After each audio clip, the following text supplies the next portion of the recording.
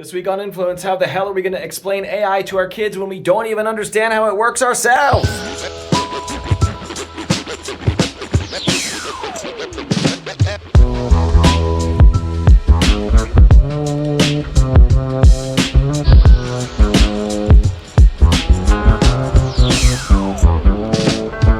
Greetings, Internet travelers. Welcome back to Influence with me, Matt Silverman. Probably been a while since last we chatted. The show has been slowing down a little bit as I've been busier and booking lots of interesting guests on a variety of programs. And I hope you didn't miss me too much. I know there's other places where we like to hang out and chat these days, but I hope you've been keeping up with the episodes recently. I'm really proud of them and very happy with all of them. And as you know, on this show, we like to talk about internet creativity and the fun and engaging and interesting personalities that inhabit the World Wide Web that we love so much. And also, we talk about some difficult topics, some sticky wickets about what tech companies are doing, how the internet is evolving for good or ill.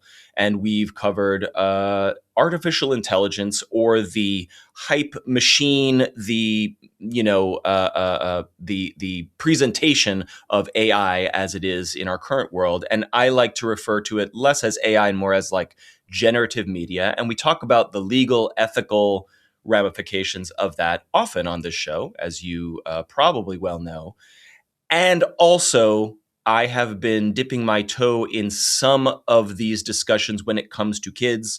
You all know that I'm a parent and I take media literacy very seriously when it comes to kids, especially, the middle school, teenage years when they start getting on the internet. And I'm very fascinated by that and very worried about that. If you have kids in your life, if you're a parent, grandparent, aunt, uncle, whatever it is, a teacher, and you're looking at generative media and saying, this is exciting and cool and also terrifying, and how the heck are we going to communicate this to our kids when we barely understand it ourselves? You're not alone. I feel that way. I think about it, I would say 400 times a day. And when I discovered my guest today, I was so excited to have her on the show, because she is doing something that I really admire, and I really want you to be aware of the podcast that she hosts. And we're going to get into this complicated and challenging topic today. She is a podcast host, an author, a tech enthusiast, and a professional in that field. We're going to find out more about her background in a second. And her podcast is called AI for Kids, which seems like a sentence you would never say. And then when you look at the world, you're like, oh, yeah, we need this more than ever. I really love her show. Her name is Amber Ivey. Amber, welcome to Influence. Hello. Thank you so much for having me, Matt. I just need to get this out of the way. Your name is Amber Ivey, which is AI. Yes, it is. And so before we start the interview, Amber, I need you to choose all the traffic lights in this image to prove to our audience that you are a human being. Okay? If you can get past that test, we're gonna make some progress here. That would be great. But I am actually a human. Today I am. I do have an avatar, but I do have an avatar that was trained on my voice, that exists, that kind of looks like me, that exists out there in the world. But today you're getting the real Amber Ivey, the human, pinching myself. I'm here. I mean, if she is to be believed, we're gonna have to trust her on this one. Look, for audio listeners, that is most of you. We're sitting here face to face. I'm pretty sure she's real. Thank you for doing this. Like I rambled in the beginning here, it's just a topic that I've been focusing on a lot more, just on this show and in other professional dimensions. So, introduce yourself. I was reading a little bit about your professional background before you got into the kid media sort of AI space, but tell us where you come from, and then we'll get into the topic for today. So definitely didn't come from a world of AI for kids at all. So my background is mostly in data, performance management, and AI for adults. I've been working in this space mostly in government for some time now, over 10 years. And the funny thing was, as I was talking about this with adults, I used to podcast also about this for adults. Okay. But then a day happened in November of 2022 where what we all know as Chat GPT coming out. Right. Before that, I had actually interacted with ChatGPT because I knew someone who was a researcher working with OpenAI to help figure out how to introduce this thing to communities. So I had Interesting. actually seen the technology in 2020. Okay. I interviewed the technology on my former podcast and everything before this was like a thing where you actually talk to AI. And then I was asked to be the voice of that AI. So that AI name is Clara, Claira. Okay. And she's with an organization called Create Lab. So I had been playing in a space, have been doing work in government, working with folks on data. I actually led a project that focused on natural language processor for the court system. So I've been in the space for some time. But Oh, then that wow. fateful day in November happened, and I realized something interesting happened. Because I actually had interacted with the tool, I knew what it was, but I saw the world react in a bunch of different ways. Mm, One side of the world was excited, like it was they broke records for how many users were on that app. right. In like less than 3 months, they did a ridiculous amount of users. Then the rest of the world was scared, and immediately I started seeing people banning it, whether it was government, schools, and all these things. And as I said, as a person who had understood it enough and been a part of it enough, I was a little bit nervous about the go strictly to ban, Right. especially for kids, and especially for kids who, what I saw was happening was kids who were in certain areas were getting banned, but Mm, more affluent places like private schools and things like that were like, oh yeah, let's use this to actually interesting. enhance our children. Yeah. So I was like, I don't know if the right step is fully banning it. You'll hear about this later as we talk through it. But Yeah. I was like, we have to figure out a way to approach kids in a world where they are already interacting with AI before they interact with the laptop or any other way. Like that's how they get on the That's true. internet. They I get on know. the internet through using things like Siri, or I can't say it too loud, but Alexa or Google, because they're in my house. But they get on the internet that way. So if we're going to tell this generation to stop, they're already an AI first generation. So we need to make Right. sure that we're thinking about the right way to allow them to learn about it. So that's when I switched to kids. And it wasn't even a podcast first. It started with a Mm, book. okay. The book is Right. I called saw the AI book. AI meets AI. So it's a little Yep. girl named Addie Iris. She gets meets a robot lost in the city of Baltimore. Hopkins has a huge AI program here, Mm, as well as Morgan State, and I live like right in between those areas. So I had a little girl who got lost in my neighborhood, basically. Or not the girl, but the robot got lost in our neighborhood right near yeah. Yeah. Hopkins. And then the little girl helps the robot find its way back, and they learn from each other. Okay. And that was my first attempt at it. And then I saw people were actually interested and were looking for more things with AI for kids, which Right. then led to podcasts and other things like workshops, etc. But it Yep. all started honestly with adults and me telling adults like, this is something to pay attention to. We should learn the skill set. And then ChatGPT happened, and I realized I need to go way up the funnel to get the people who I know are going to be using even more than those of us who are older and in our career fields today. Yes, yes, I know the buckets of, I mean, the funnel, which is, is a bit of a, like a tech markety term, but Yeah. it's the right term of like, there's so many different strata of people who perceive this stuff in all different ways, and Mm-hmm. also the tech is moving so fast that whatever you think about it today is irrelevant or aging Yeah. quickly in 6 months. Before we get into it, the Clara thing you just mentioned Mm-hmm. very briefly, like, so obviously you're touching this before it's out in the public, and then you're also working with it's not ChatGPT, but another So it was company. actually, so the company was called Create Labs, and they were a researcher. So their founder was a researcher supporting OpenAI, and they had Mhm. early access to GPTs. I see. They took GPT. It was before it was like 3.0 or whatever. It's probably an Mhm. earlier model, and then they put a avatar wrapper around it, Yes, I see. which allowed us to be able to interact with her. And then they made her into an avatar, and then I became her voice, which was And pretty that's cool. But that's it her is voice. OpenAI's baseline GPT models, and then she gets updated, of course, with that. Is it just a voice, or is it a visual avatar It's as a well? visual. She has her own And space where she lives in. does it She look like you? travels. So it actually resembles me. There's versions Yeah. of her that look like me. If you like Google Clara, you'll see her out Okay. there. She's been on Telemundo. She's been on a Okay. lot of stuff. She's been to Dubai. She's been places I've never been. Let me say that. But her and her creators, they go and they try. The whole goal of Clara was to help kids, honestly, particularly where they started was the inner city New York. see AI and not hear the scary voice of Siri, even though Siri is based on a human's voice, but they Right. didn't want it to sound robotic. And Claire's first voice was very much so like robotic and very AI sounding. Okay. And Okay. so they wanted it more human. And they selected me as one of her official voices. So yeah. That's cool. I mean, we'll get into it of like licensing your likeness to Yep. and how that is I just think it's very interesting. I think you have a lot of people on different sides of that who are Oh yeah, they are. I mean, not to get too far afield already, but like, I'm sure you saw when the estate of James Earl Jones allowed Fortnite to use his Darth Yep. Vader voice, and I mean, you immediately had to streamers though. were like, they I were get letting it. Vader was dropping F bombs in Fortnite Oh, we because don't want that. yeah, I mean, so there was a whole like, hey, it's cool that I'm like an avatar, but then other people can make me do and say things like this Yeah, is okay. it's to stay should stay true to the source content, and that should be in the licensing agreement. Yes, right, right. Which yes, yes, which I'm sure it was, but then it goes off the rails. Okay, so, and just briefly, so like professionally though, and Mhm. educationally, like, are you a computer scientist? Or are you a researcher? Like, what? No, How do not at you? all. Okay, So my background's in data and performance management in yeah. government. So I actually went to school for public administration. Oh, My I see. first job out of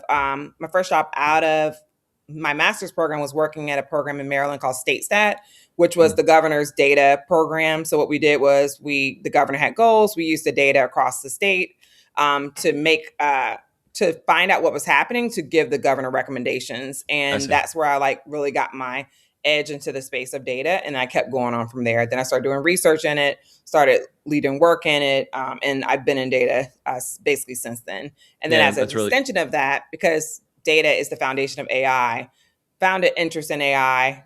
I've done research in adjacent fields like predictive analytics and things like that, and tried to like launch projects around that over the years, and then have led a few projects that are actually AI facing. And most recently, I'm leading a project called the AI Learning and Innovation Hub, which is mhm. short AI Hub, where we have governments come in to try AI before they actually buy it and get to Oh, build good. AI in a secure sandbox or playground or place that Okay. doesn't connect with their systems, so that they can actually see what's happening with those tools before they launch them into the public, which could be potentially harmful, right? Because I think government and AI, government and data is very different than Right. you and I being on a phone or whatever, and it's sending us an ad. Like it's very different when you're getting services through government that could be taken Right. away using Right. data and analytics Right, and AI. exactly.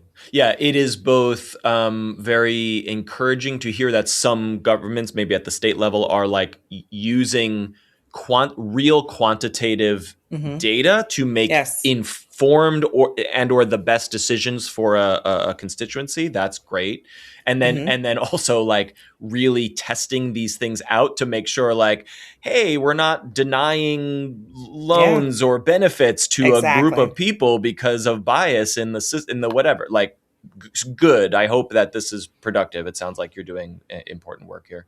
All right, so now that we've met Amber, you do have this realization as ChatGPT comes into public consciousness that Mm-hmm. like, whoa, like not only does no one understand, not only do adults not really get it yet, but kids are touching it immediately, and they you know I talk a lot about media literacy for kids and how they Mm-hmm. like we need to just remind our kids that everything you see in a feed is being served to you for reasons that are usually Yeah. profit motivated. And now Mm-hmm. you add generative media into that, and that's where I really start to move my soapbox into the square and climb up And you on it. should, and everyone should. So it begins with the book, which you described, and then this evolves into the podcast, which is called AI for Kids. And so Mm-hmm. maybe describe the show a little bit to Oh the yeah. audience. So we call it AI for kids, but in real life, it's AI for kids, parents, and teachers. It really is. Yes, I have questions about this too. Yeah, but go on, go Because on. the thing is, I was like, how can I get to, because again, I used to talk to adults beforehand, right? And adults were a little bit, when we get older, we're a little bit less likely to change. Yeah. But if you say something about kids and my kids are listening to it, you know what I'm doing? I'm sitting right there next to them and being a part of Yeah. that conversation. And therefore, I'm also learning and giving my kid what they need to do what they need to do. So, Right. although we are focused on kids, our true focus is always parents and adults through kids, through partnerships and making sure families are sitting together. But it's Mhm. really a space for you to learn about what AI is from people who are either kids themselves or who are in the field doing things in the AI for kids space. And we try to balance it where we hear about all the cool creative things that are happening, but at the same time, what are the dangers and the things that people need to worry about, Right. especially when it relates to kids and AI? Because I have Yep. a lot of opinions on this topic. And another reason why it is a podcast is because I'm team screen free light to make sure that Okay. kids are learning in other ways. I don't think Yeah. every way to learn is through a screen. I think we've thrown a lot of screens in front of kids. There's a lot of research on this. So I'm trying to give parents other ways to do it. I've heard teachers say they use it in their classroom where they listen to it, especially some of the shorter episodes alongside their kids, or Oh, parents that's listening wonderful. to it on a car ride to school. So there's ways to integrate it into your life where it's not a kid learning something via a tablet only. Totally. And that dovetails into my immediate question, which is like, as a parent and a person interested in these topics, I am enjoying your show immensely. Thank you. Okay. But I'm listening to it, and then I'm thinking like, okay, would my kids like sit down and listen and choose to listen to this? And so I don't really know yet. And so my Mm-hmm. question there is like, what have you heard from kids who are listening? So the interesting thing is so I make 2 episodes every 2 weeks. One is a Okay. very short one. That is more kids listen to that one. I've even had kids and people who I know like text me and say, like, one of the kids I know in my life, who's my cousin, I Mhm. never told her about this podcast. I guess someone in her family told her about it. She texted me and said, "Hey, she's 9. Hey, I just listened to this episode on podcast. Pretty cool." And then put all these like heart emojis or whatever. So I love so for that. her, like a 5 minute clip, 6 minute clip, Yes. they can get through that. So that's for them. And for The listeners, other, this is Amber, like giving very direct, concrete advice and information in a super accessible way, and Mhm. I enjoy those. And then as you're describing, the other ones are much richer, like more Right. longer and richer interviews with experts and educators, right? 100%. So every week you get a small bite, which is really for kids. The longer bite is really for older kids and adults. We can Right. start at middle as folks start to think about what that looks like for them, because some of the kids I interview are middle schoolers, and middle schoolers are way further than I was in middle school. I But need to listen to the kid episodes. I haven't, so I'd like to know yeah, more the about kid that. ones are truly for kids, telling kids what to think about, what to look out for. They have music all the way throughout, all these like zany zip zaps and whatever to like keep interest, but they're super Hmm. short for that reason. And Hmm. it gives them activities that they should be doing, ways they should be talking to their parents, and what they should be considering. So those are fully focused on the kid. And Yeah. that comes out like basically an hour before the longer form. But the Oh, I longer see. form, to the point of it, is like, it's really, yes, it's AI for kids, it's really for parents and teachers, make sure they're keeping them up to speed in a way that also is understood for kids. So even like recently, I just changed my intro to like say that for parents and teachers so Yeah. they could Okay. really know. And maybe I want to make sure I'm understanding, because I've listened to those, but like, have you been interviewing kids on the Mhm. show? Okay. Yeah. So earlier, some of this season, we haven't had a bunch of kids, but if you look at like season 2, season 1, our first episode is a kid. Okay. Archie, amazing, like had launched multiple companies in like middle and high school, which to me blows Wow. my mind. How old? How old Archie is it? at the He? time would have been, she's a girl. She? Archie at the time would have been maybe 16 at the time. Okay. So she's Wow. probably like closer to 18 now. Sure. Sure. And maybe 14 even, but she was Mm. she was on the younger side of things. I've interviewed a 9-year-old Yeah. AI coding expert who lives in Dubai. Hmm. Interviewed mostly more of the kids are around the middle and high school, because just by virtue of what most AI focuses on. That's why I try to get 4 through 12 is like my target range of getting kids in that group. But Totally. yeah, they're kids in the on the podcast. We always welcome kids on with their parents' permission. Sometimes their Yep. parents are in the background as well, Hmm. making sure that their kid is in a safe environment. So we do have kids on the show as well. I need to listen to those. That I'm Mhm. very fascinated by that. Well, that let's just keep going there. what have you learned from kids themselves about their perceptions and understanding of this stuff? So I also do workshops about this at schools and things like that. Kids know way more than we're giving them credit for, is what I will Okay. start by Yeah, saying. yeah, yeah, yeah, yeah. And I think because it's like the world you're in, that's all you know. So I Yeah. think we forget that. Like I think we forget that the world we came into, that's all we knew, so we figured it out. Yeah. This is the only world they know, so they're figuring it out. Their world is full of generative media, other media, apps and things like that that are all over the place. For us, it's like we're still struggling a bit with it because we're still relating to how we knew things and we're having to Right. change it to this, but this is all they know. Mhm. So within that, I learned so much from them, and I always encourage the kids to like share with your parents, and y'all should be doing it together. And I tell parents too, like your kid knows more than you probably think they know. And kids, like even when we were kids, if you want to figure something out, you're going to figure it out no Yes. matter what. Like you're going to figure that out. That's what you want to do.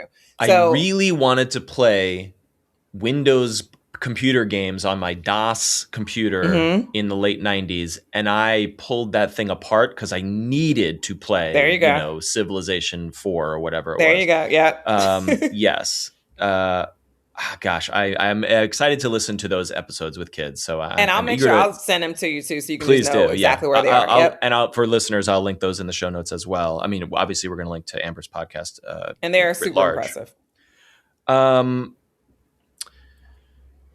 you, well, and this is connected. So they know more than we give them credit for, and that's Mm-hmm. not really too surprising, but it's good to remind ourselves of that. Mm-hmm. But I think people forget when it comes to AI. I think that's the space. yeah, They okay. with other topics, I think they get it because their kid is sharing. But the other thing is like schools are integrating AI. They understand they're on a lot of kids are on YouTube now. Most of them understand that they're getting things they like and they have some understanding of there's Mm, something giving me what I like. right. And the other piece is that even figuring out what's not real, they're better at it than adults. Like I've Yeah, I believe often that. done it for adults and kids. But imagine if you were the person taking in all this content, because they're taking a lot of content, whether we agree with it or not, is a different story. But they're taking in a bunch of content and they're able to recognize why something isn't real. So Yeah. I've shown adults deep fakes, I've shown kid deep fakes that look pretty real. The kids break it apart in a way that I don't even break it apart. They talk about the I lighting. love to hear They're that. talking about the things that wouldn't likely happen, like a cat would never let this happen, or et cetera. Like they dig into it in a different way, where adults may see some of that, but because they've been trained on so much digital media, they have a better understanding of what that stuff looks like. Because again, they were raised in this world. For 130 years, if I saw a photograph, Yeah, that photograph happened. It really exactly. was the light, the photons from that image were real at some point. 100%. And what you're saying too here is that if kids are growing up in a world where like They've never seen a photograph this may or or may may not be not real. have. Yeah, Yeah. And this they grew media up may knowing or that. may not be real just 100%. because it exists. That's profound. And so I'm actually not like blown away to hear that, and I'm very Hmm. encouraged to hear that. What Hmm. I do worry about is that I don't think the general public, and definitely not kids, but please correct me, they know that there is a mechanism serving and generating things for their interests. I Hmm. think kids definitely know that, Yep. but I don't know that they understand the corporate machinations or the profit 100%. motive or the like, wow, the For You page has all this fun stuff, but they don't Hmm. really know why or how insidious that can be. And 100%. I'm I agree okay. with that. So you agree with that. Hmm. So in that, as we come to that, fork in the road, Yeah. h- how I stress out about how the heck are we going to communicate this to everyone and especially kids? And that's what your podcast does. But like, do you feel like you are breaking through? That you're developing an understanding for kids with this? I think so. So part of when I started on this, I was like, books can reach a certain amount, podcasts can reach more. And then even now I'm tipping over into like the game world and what that looks Yeah, like. And I'm like, sure. that can even reach more people. I do workshops and things like that. But then again, you can only reach so many people. So my thing is like AI literacy should be for everyone, no matter your zip codes, this thing I say. Yeah. And I think that schools are trying to figure it out. I think there are a lot of supports coming in place to help them figure out, but even teachers call upon me to ask, hey, can you come teach a workshop to help us understand how to do this thing? And there's a bunch of people like me who are trying to help people figure it out.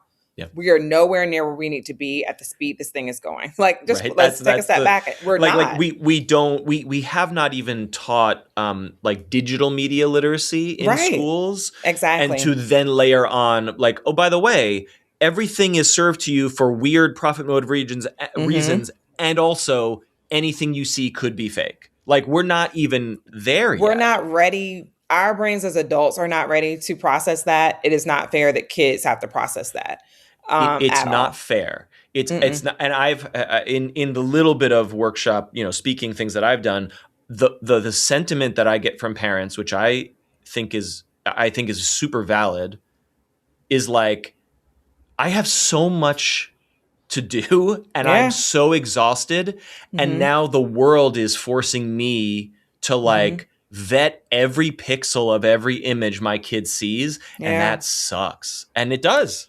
it does. And I think another reason why I said I think the podcast for me is for really for parents. And I just literally we were doing like another thing I'm doing is like we were doing biweekly newsletters to people in my community, but I just opened it up for a Substack because I'm like, Yeah, yeah, as yeah. many people as I can push out to this, I need to, because I'm like, my community is great. And it's great that we have you all, but I'm like, we got to share this out because it's going so fast. And I Right. have the time and the ability because of my day job to really understand some of these things and then bring it into the context that a parent can quickly grab in less than 5 minutes and be Totally. able to know what to look out for and what to do. And aside from that, though, I think one of the things that I've been appreciative of is like the movement to social media or increasing social media age restrictions, Right. um, limiting screen time for kids. Like, there are plenty of surveys that show most parents, which is like 70 something percent of parents, want to reduce screen time but don't know how because they don't want Mm, their kids to be left behind. totally. And Yeah. also, there are certain communities that are fully going, like taking their in schools, like, and most of these are like more private schools. Their schools don't have the tablets, don't have the smartphones. They're trying to go back to traditional learning at a certain age and then Right. having kids transition when their brains are ready, which we all feel is probably close to around 16 is Right. that a place to happen. And Mhm. I've even met with parents who didn't have their kids on social media at all, and the kids are so much better off and so much Yeah. better to deal with things because of that. Yeah. So I think we as a general population have to be advocates for kids. And I think that's the only area, honestly, where people would be willing to have AI regulation. Because if we do not, Right. Gemini for Kids is coming. Right. Um, Grok for Kids said they're coming. Geez, yeah. ChatGPT for Kids is already here, and people are already Yeah, it putting has like a study mode toys. or Yeah, a people are yeah. already putting these toys in kid wrappers and Right. or these AIs in kid wrappers. They weren't Yes, made for exactly. kids. Correct. So we have to be the voice to make those changes. With regard to sort of screen time and literacy, I almost always come down to like, I think screens are good and not all Mm-hmm. screen media is created equal, and 100%.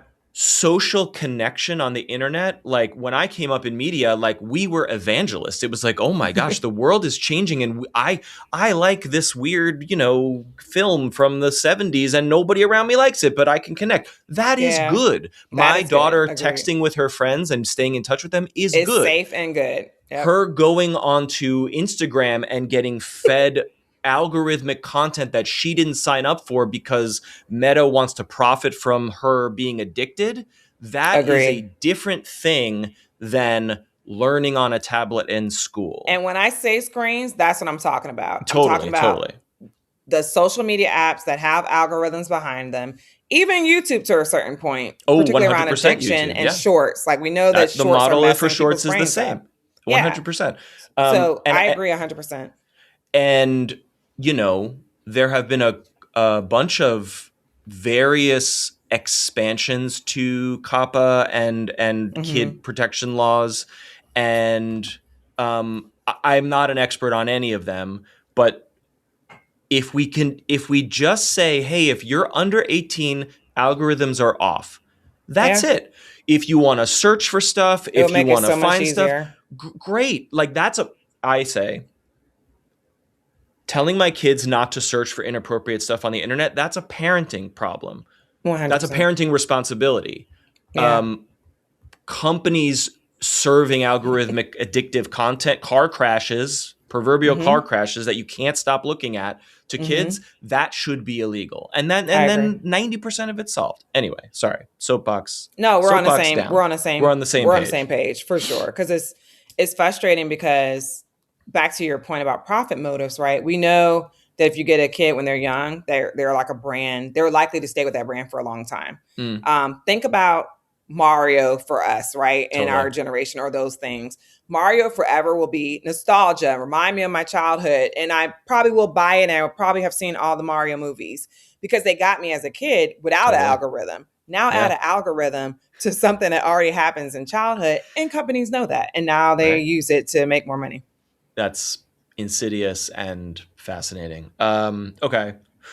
Getting back to the quick episodes, you did a recent one about deepfakes, and it Mm-hmm. was just this so laser focused, precise discussion, not discussion, but like information that was so accessible for kids, and quite frankly, fantastic for adults too.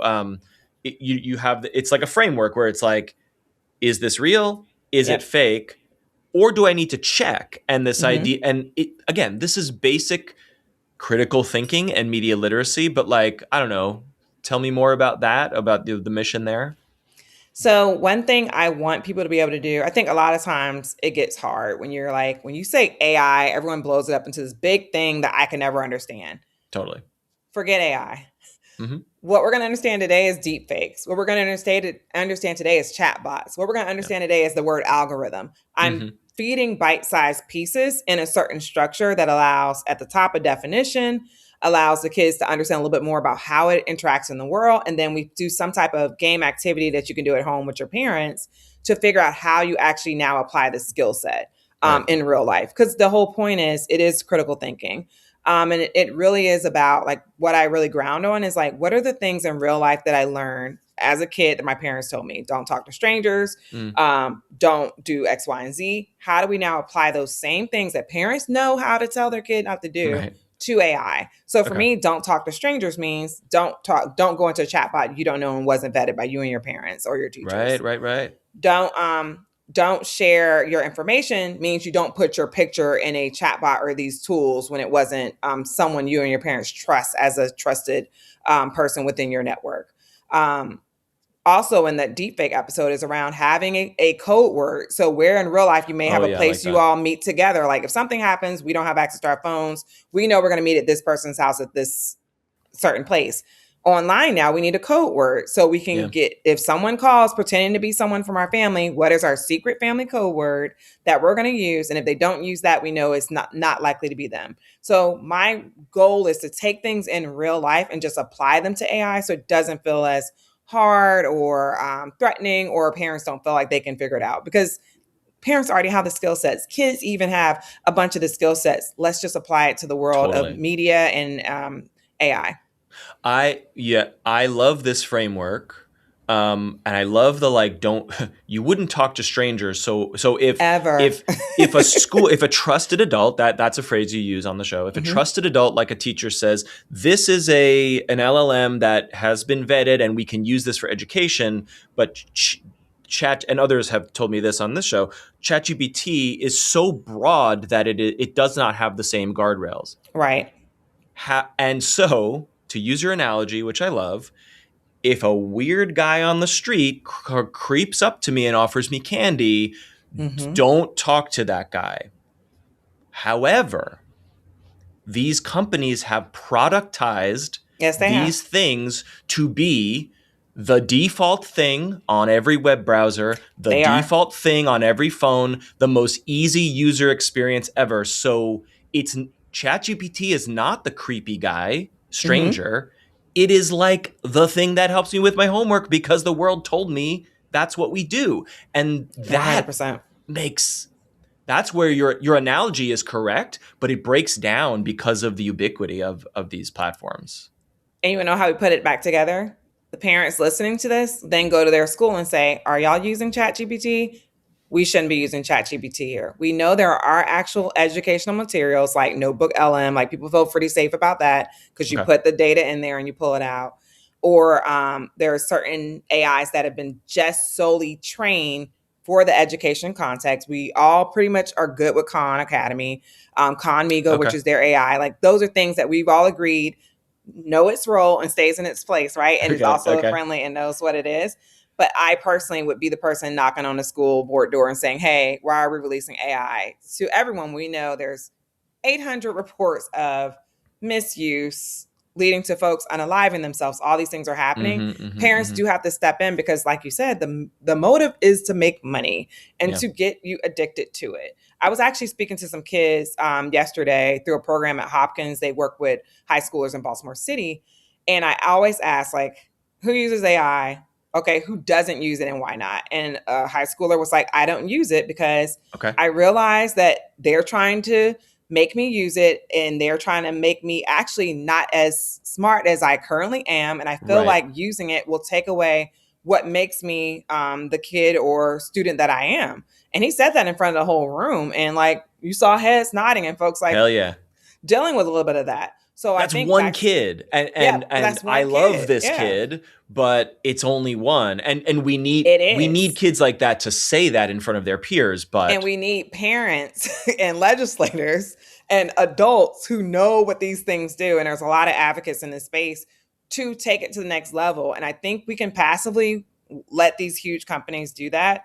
That could totally happen. I don't agree with that. So one of the things that I did in my little sphere is I started talking about AI literacy and making sure that I'm reaching the parents and kids that I can. And even in my day job, one of the reasons why we have this like sandbox or hub for government is because I also worry about that for government. totally, This is also happening for them too. So my biggest fear has always been tech is going to sell and do what it needs to do. We're seeing companies in general and private sector slashing jobs left and right at a place where they're at the highest profits in their lives. Why are we getting rid of jobs? Because their goal is to always make more and more money. So they are never going to be the group that says, we're going to sign up for this. Let's do this. They're releasing these kid apps. Like all these companies, I named the ones, have said they're doing something for kids. We should all be knocking on their door and saying, no, you're not. If you want to do this for adults, schools, you need to block the website. We can easily block these websites if we want to. We can do those things if but that's that what we doesn't. want to do. But kids are going to still go home They're going to and figure it write out. their term paper with ChatGPT where it's not blocked. And I agree with that. The other thing I also would like to have created, this is like if we want to get me on my soapbox for a second. Please do. I think we should have. Some folks are talking about it, but I think we should have like you should have to verify your digital identity in a way that lets you know you're not a kid and you shouldn't be on those apps. Like it shouldn't be a free open space. Like I can go to any of these chats right now. They don't know nothing about me. I can just go in and type in them. And like you said, if a kid has access to any other type of way to get online, they can go into these things. But there should be some layer that makes sure, not through the just check the box if you're 18, like should not do that. You should be required to verify your identity. I get that. There is so much, it's so complicated and there's so much pushback of like, well, and I tend to be in this camp. I don't want my kids to scan their face to use an app. Personally speaking, I would rather just be the parent and say, like, Roblox, for example, is not allowed. We love video games. We play video games all day, every day. Roblox is not allowed in our house because that company is morally bankrupt in terms of child protection and safety. They just released a thing where it's like, hey, we're taking kids' safety seriously, so scan your face to play Roblox to make sure you're underage. I'm like, hell no. And I don't mean scanning faces. So let me say Okay. No. I'm sorry. I didn't mean to put words in your mouth. But like age verification. No, how do we age verify to begin with without biometric data or something? Now. So think about it right now. When you go on certain websites and it's like, what's your name, your address? We have all these open data sites that can pull from. And they're like, hey, did you happen to live at this address? Did you happen to live at this? Those questions are there because they can pull from these open sources that exist across mainly around like where you live and your phone number.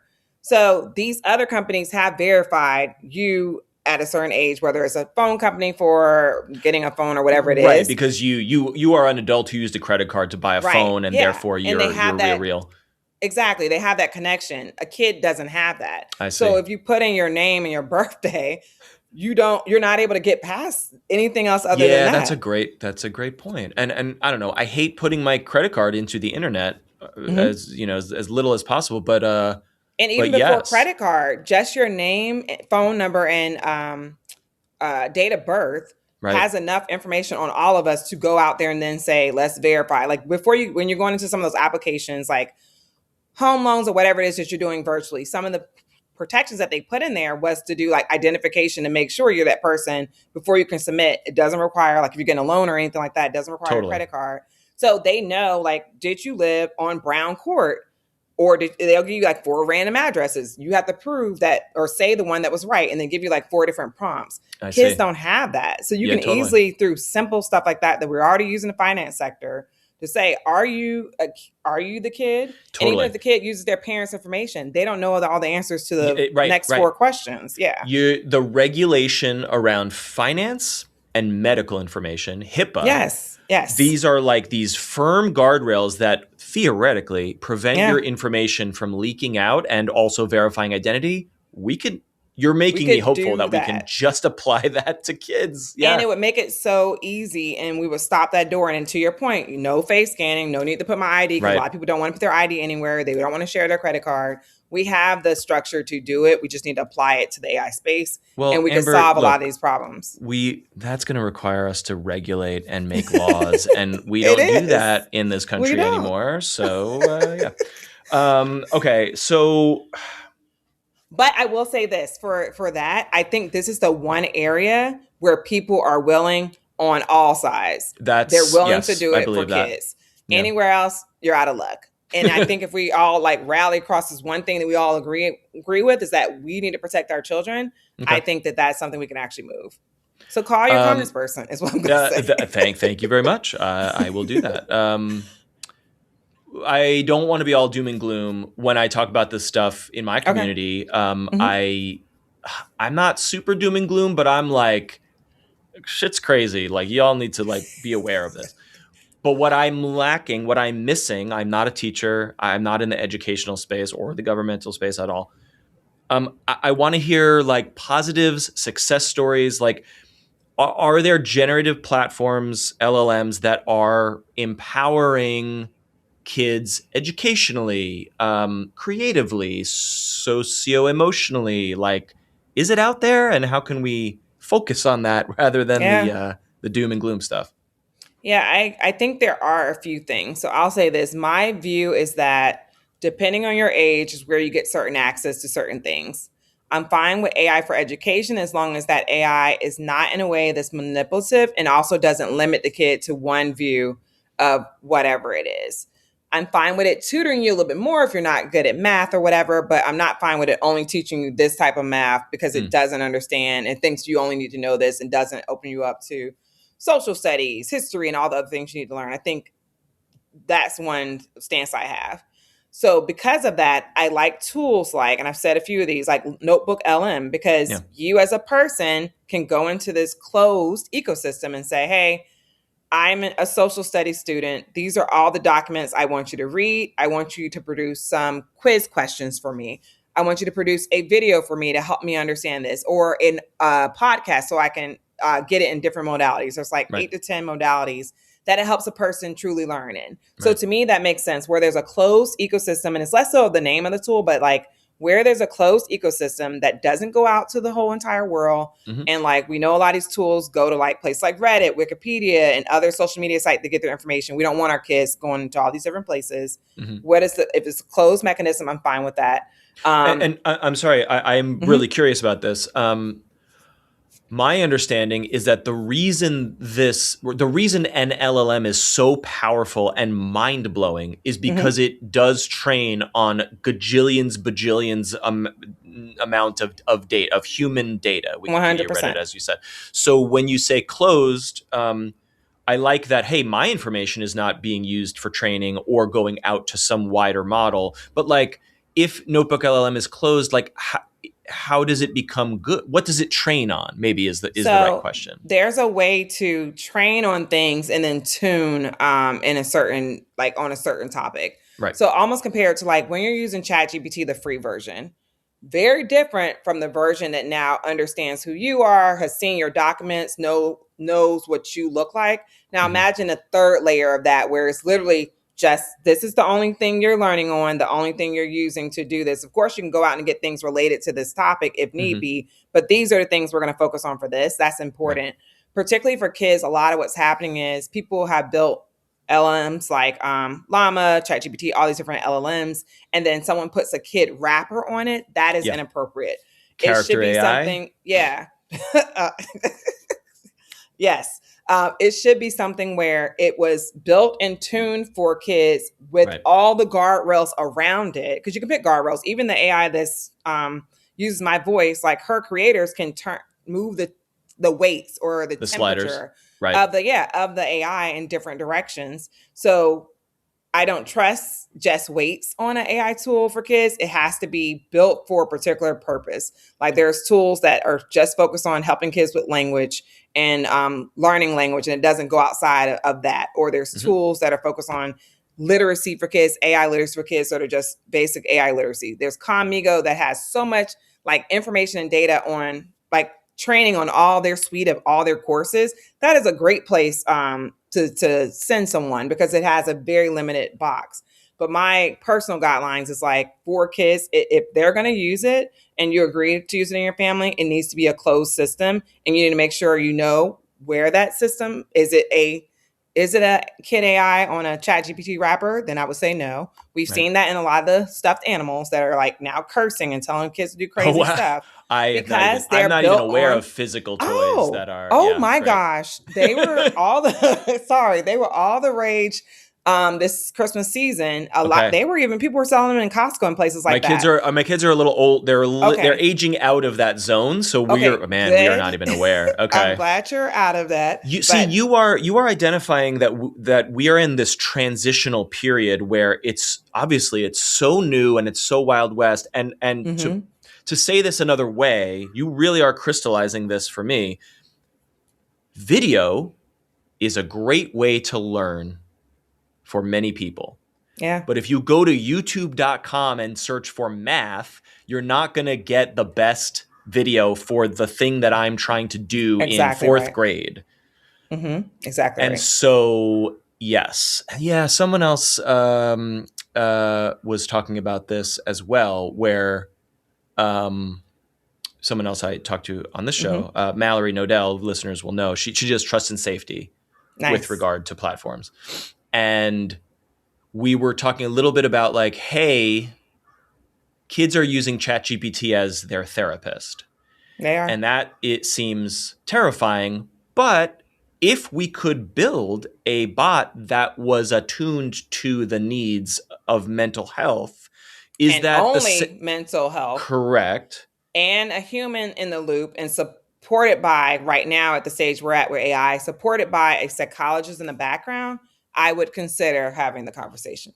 And she made a point that really blew my hair off, which was like, there are many people and kids who are not comfortable telling their deepest things to an adult or human or person, but they might be able to get therapeutic benefit from the anonymousness, right? And maybe that could be good, but we're not there yet.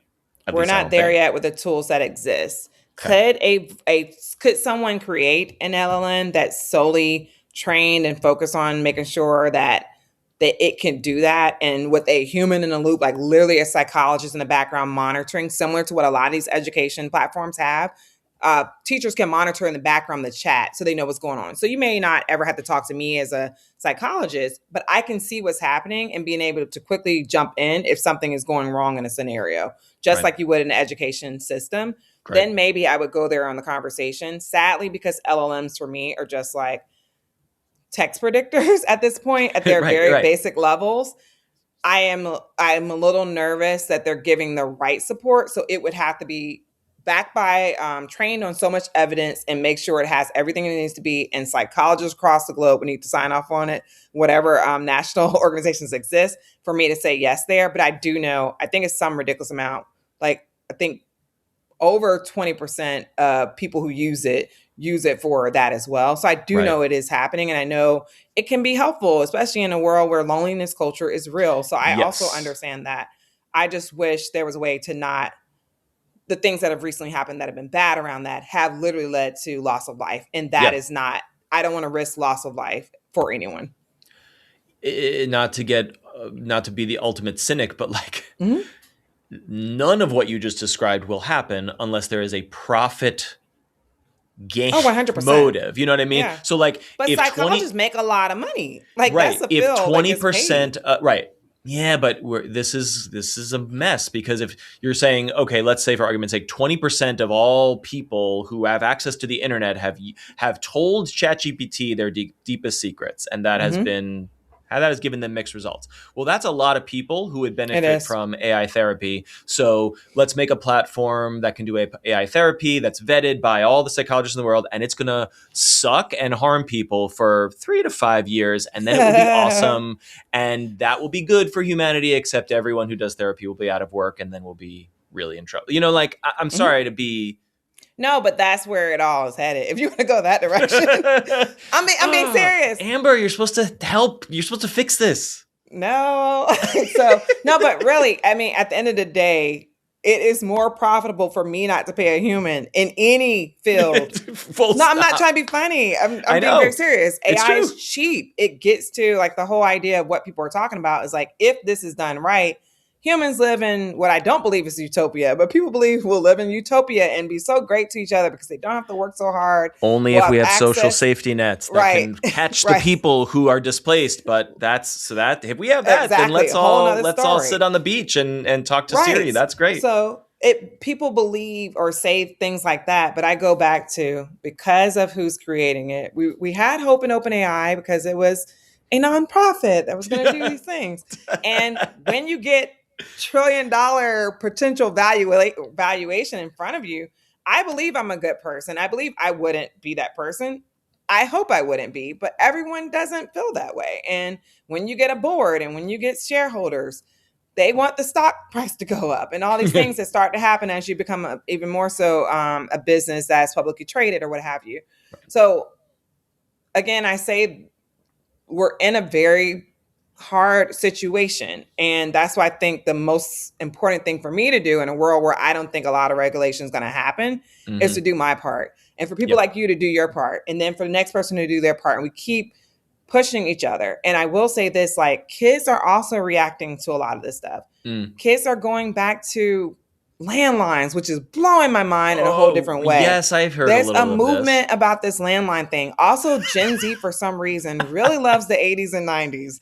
And because Cool. that's now retro in the Hey past, I man, guess the same way we love the I love the 70s. Beatles when I grew Yeah, up, yeah, so yeah. that's cool. Great. It's So all I think it's good. the same thing that's happening. And what they're also realizing, and they know what's happening when they're on these sites. They know how the brain is working. They know they're not as connected with people. They know bullying is happening and people are Mm. sending deep fakes of them and all this stuff. They know all that stuff is happening. So you're seeing a movement from the younger generation, which I'm so excited about, that's Hmm. starting to bubble up. And I really think that's going to continue to grow. And even Yeah. when you look at adults, people who invest, you know what they're investing in right now? AI and outdoor stuff and stuff that's Totally. related to getting out into the world because Hmm. everyone's hedging bets because in a world where when you get more technical and digital, people want to be outside. Like think about even what COVID did for most people, staying in the Right. house, Exactly. even though you may not have left your house that whole year before COVID happened. When COVID happened and you had to stay in your house, something else happens when It's you're true. forced into a system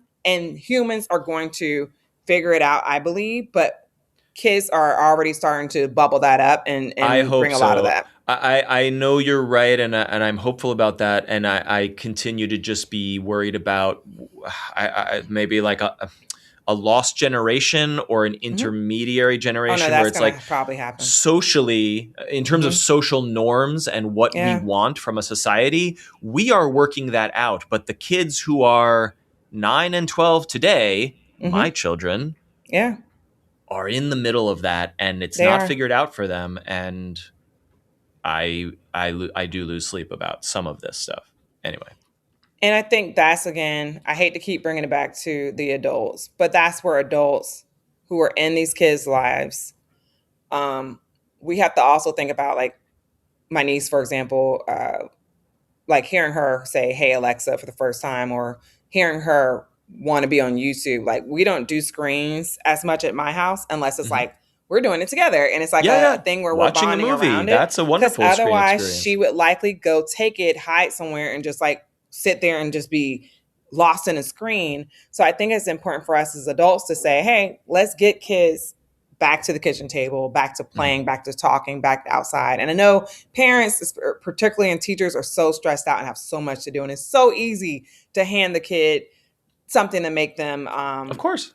not as or make them distracted for a second, but also the addictions that come along with algorithms and all that. And Hey, so it's so we are hard. addicted to I'm our beyond screens. addicted. I'm literally going through a purge right now to help me with this. No, but seriously, I'm doing a detox because you Good. can rewire your brain back Right. to Right. not need the short form. Um, but it takes a few weeks to do that. It takes a It's transition like period. you're It actually is addicted to a substance, which right. is because Right. it's the same thing Dopamine. happening. Yeah. Yeah. In the time we have left, I want to circle back to, you talk to teachers. You're doing workshops. You're in schools. You're interviewing educators at Hmm. various levels on the show. I would love to just hear success stories of teachers. I have read statistics where, and you alluded to it, when a teacher demystifies and pulls the veil back on ChatGPT and uses it in a safe way in the classroom, Yeah. kids are less likely to rely on it or to use it. They use it more productively, and Hmm. they do less secretive. I'm gonna let it write my term paper for me, Yeah. and they use it more in a more collaborative way. And Oh so yeah. you're nodding, and maybe this is true. Yes. This is I've bearing out seen anecdotally. I believe so. Like you said, I don't think anyone's done research on this that I've read. But what I've seen is that teachers who actually like think about it when we were kids, if you tell me don't do something, most Yes, kids are exactly. gonna do it. Yes. So to say it's banned or don't do it, that makes it cool, that makes it edgy, that makes it all the things we do not want this thing to be without a A parent, right? psychologist just told me recently, if you that punishing kids does Mm, is not psychologically effective because all it does is make them it doesn't stop the behavior, that's it true. makes them hide the behavior. Hmm. Whereas That makes sense. incentivizing good behavior incentivizes them to do the good thing. It's And I like was like, oh, right. I think about animals. Dogs are more so if you punish a dog, they'll show shame in the moment, but they still will go back and do it. My dog, I say, don't get on the bed. In the moment, he will listen. As soon as I walk out the door, he's getting on the bed. And when I come back and say, no bed, guess what he's going to do? Oh, yeah, yeah, yeah. And then the moment I leave, he's back on the bed. Cats are also very similar. Cats, you can punish them all you want. They're not going to ever listen, but they are very much so incentivized by treats and will follow you if you Yeah, give there you them go. things. So Yes. there's evidence of that in multiple places. So I've seen where parents and teachers who's like, let's use this together. Let's make this a part of what we do. When I've seen that happen, like they say, no, I want you to use it for your first draft, use it for your outline, use it for this.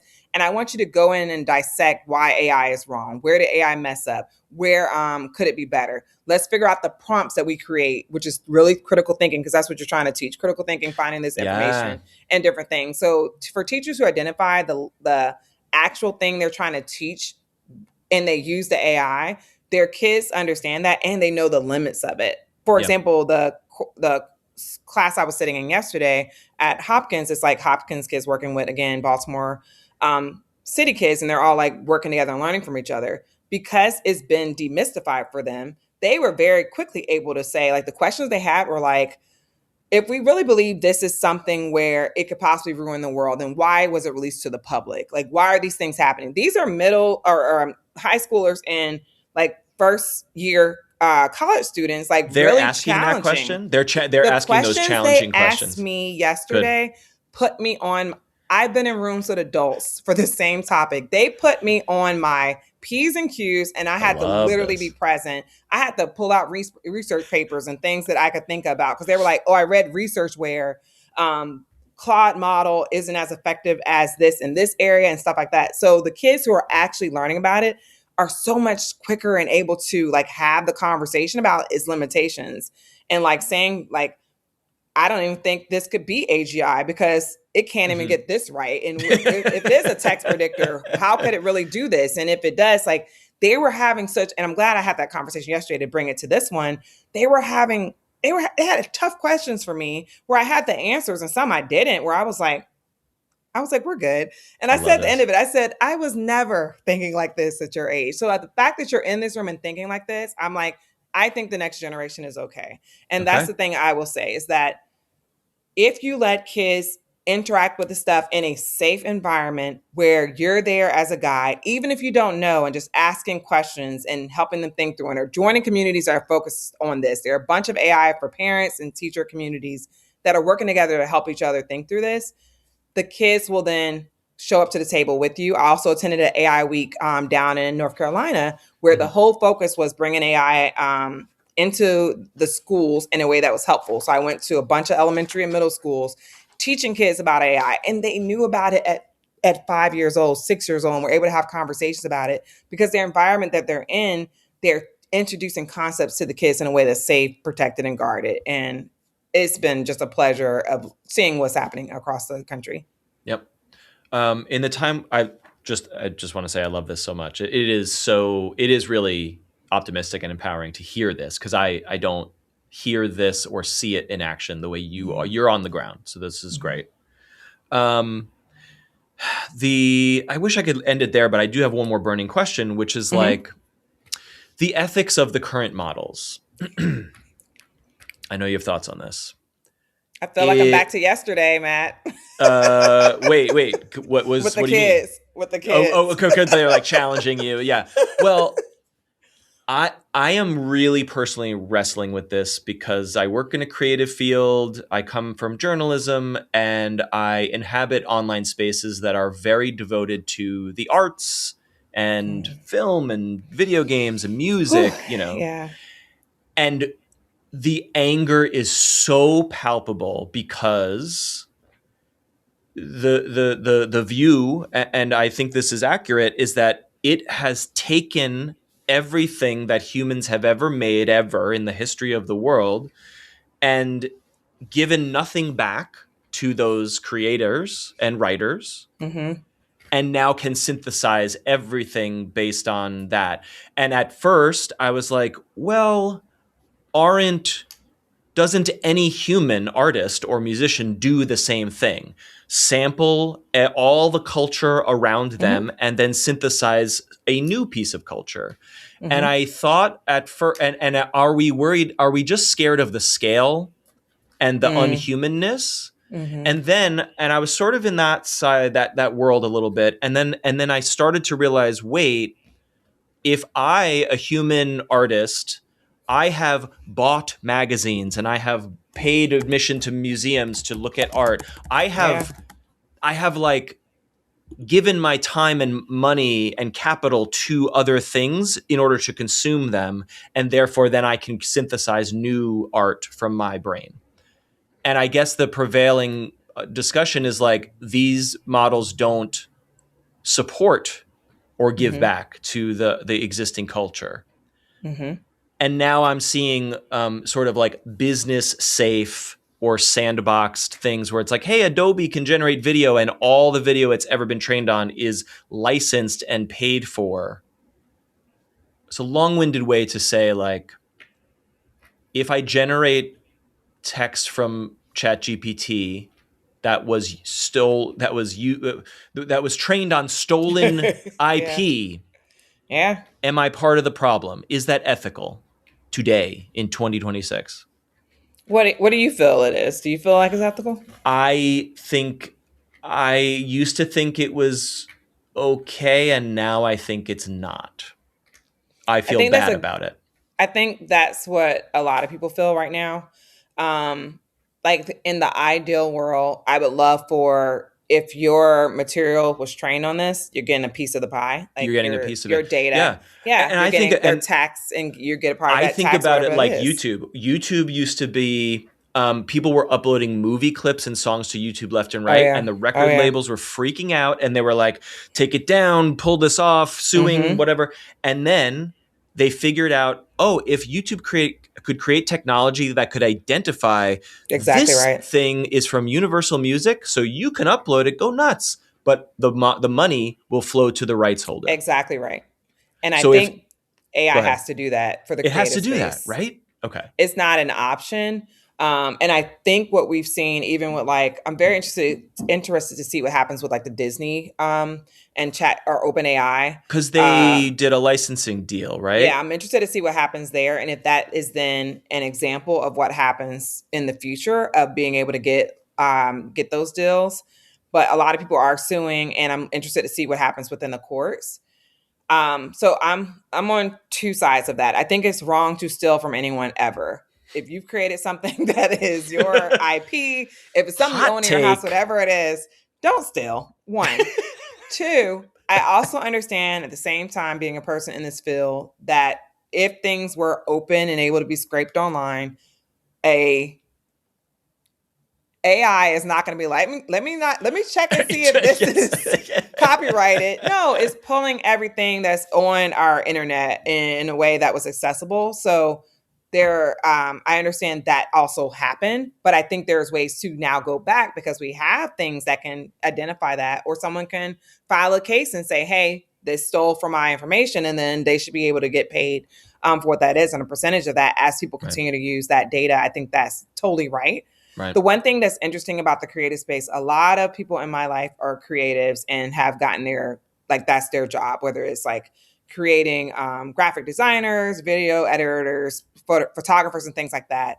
So that's been interesting to me around like having conversations with them. But then the other part is like, now you're getting a whole new sector of people like creating money and being able to create things online, again, trained on these other things that have pieces of metadata that comes from other places, but they're able to also create their own avenue or lane for income. So it's a really complex topic that I don't think we all have the answer to. But the thing I can say is we shouldn't steal, and we should pay those creators for what that looks like. And then if they are paid, allow people to pay them to then continue to use and use that in different medias, whether it's something that was trained on their information. I think there's a way to do it in a way that's helpful because people want to, I mean, they want to also have their stuff seen and make money off of it. So give them what they ask for. And if you don't want your stuff in there, which is a whole nother story, we should be able to pull your stuff out. Yeah, you can tick the box that says, you're making me think about a terms of service for a YouTube, for example. This conversation, all the words that we are saying will go on YouTube in a week or so here. And if ChatGPT generates something from someone else's prompt that pulls from the things we just said as humans, you and I get a check for 2 cents or something one day. No, but seriously. Yeah. And it's passive. And it becomes a passive revenue for people who actually make the things that the LLMs are training on. And people are already thinking we're going to have to get there when AI takes all our jobs anyway. So it's right. This creates an incentive. Okay. See, I'm worried about recursive. Okay, there's two ways we can go as a society. One is AI generative trains on all the human data, puts everyone out of work, creates no incentive for us to make more things, and then it has nothing else to train on, so it just trains on AI slop, and AI gets worse and worse, and everything sucks. Or you create the business model that you just laid out, and then there is a financial incentive for humans to keep making things. Exactly right. And then AI benefits and humans benefit from the AI scraping. And humans' content should then be rated. Human created content should be at a higher cost value because from a human versus me as a user who used AI to create something really cool, but it shouldn't have the same same like value within the system. It is not monetized as well. Yeah, I know that's both sides of the stick there. Option 3, we dismantle all of capitalism, and then none of this matters because we could just do it. Good luck. Which one's more likely to happen? Probably. I don't know. I don't even know in that list. Any of these are most likely. Yeah, but I know. Yeah, that's what I was about to say. I think we're struggling on all 3 of those. But for anyone who is listening to this who is enjoying Amber's expertise as much as I am, Amber, where can people connect with you and follow your work, and the podcast, of course, we'll link to, but share your deets here, please. So I'm Amber Ivey on LinkedIn. I also go by AI. If you want to follow any of my AI for Kids stuff, my podcast is simply AI for Kids, because I understand how SEO works, and I want to be at the top of search. You got it. You got the title. It's so I got good. the title right. And then as it relates to other things I do with the kids around books, workshops, and things like that, it's aidigitals.com, AIDIGITALS.com. We will link to all of those things in the show notes and the video description. Amber Ivey, most likely a human, thank you for being a guest here. I am AI the human. Thank you, Matt. This was great.